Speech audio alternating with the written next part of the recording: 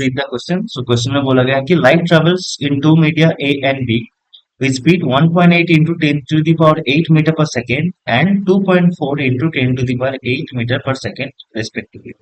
Then the critical angle between A and B is what? Okay.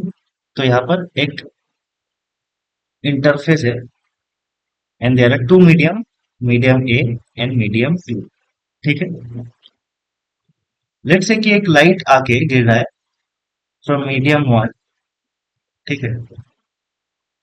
And incident angle is let's say theta C, that is the critical angle, right, क्योंकि हमें यहाँ पर critical angle find करने का होगा. सो critical angle में आएगा that means the light will goes parallel to the interface. ठीक है.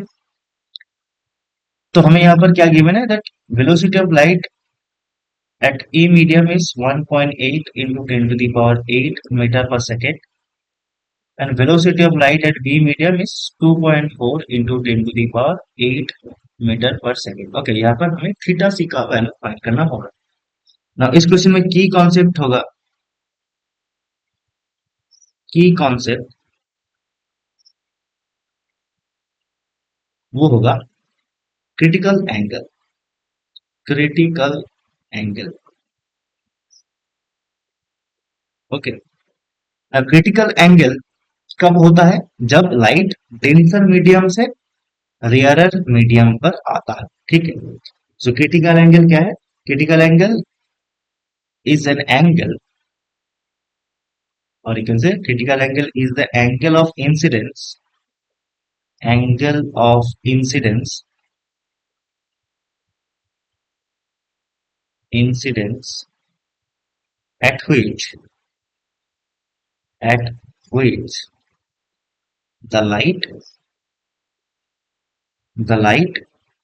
is refracted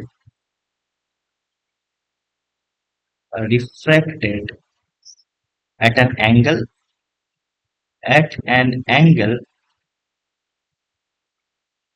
of 90 degree with the vertical. Okay, that means कि यहाँ पर जो A से B तक जो लाइट आके गिर रहा है ये क्रिटिकल एंगल में गिर रहा है. दैट मीन्स इसका जो रिफ्रैक्टिव एंगल होगा वो 90 डिग्री होगा. ठीक है.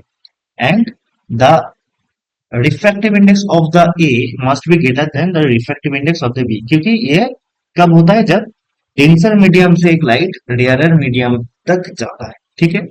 अगर incident angle will be greater than theta C, तब क्या होगा?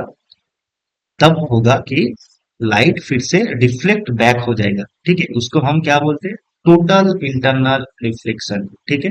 कब बोलते हैं? जब इंसिडेंट एंगल थीटा सी के ज्यादा हो जाएगा. ठीक है. तब क्या होगा? लाइट फिर से रिफ्लेक्ट बैक हो जाएगा. ठीक है. ना यहाँ पर हमें क्या फाइंड करना होगा? Critical angle between A and B. Okay. तो हम क्या करेंगे कि स्नेल्स लॉ लगाएंगे. सो स्नेल्स लॉ से हम जानते हैं कि लेट्स से कि इसका जो रिफ्रैक्टिव इंडेक्स है Na और इसका B का है Nb. ठीक है.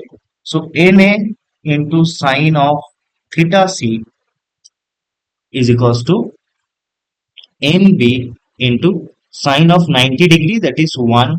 ठीक है. तो यहां से हम क्या बोल सकते हैं कि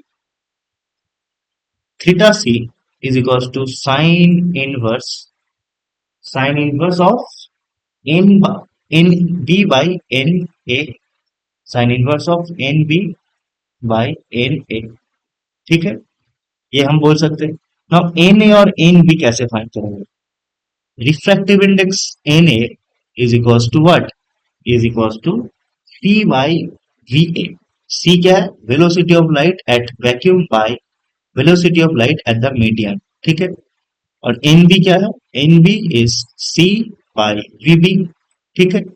सो थीटा सी क्या हो जाएगा? Theta C sine inverse N B divided by N A. ठीक. तो ये हो जाएगा theta C is equals to sine inverse of C by V B divided by C by V A.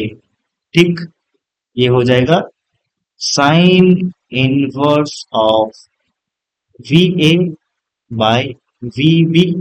ठीक है, ना V A by V B क्या होगा, V A by V B is what, 10 to the power 8 से 10 to the power 8 cut जाएगा, this will be 1.8 by 2.4। Okay, जिसको हम लिख सकते हैं this is equal to 3/4। Okay, so V A by B B 3/4।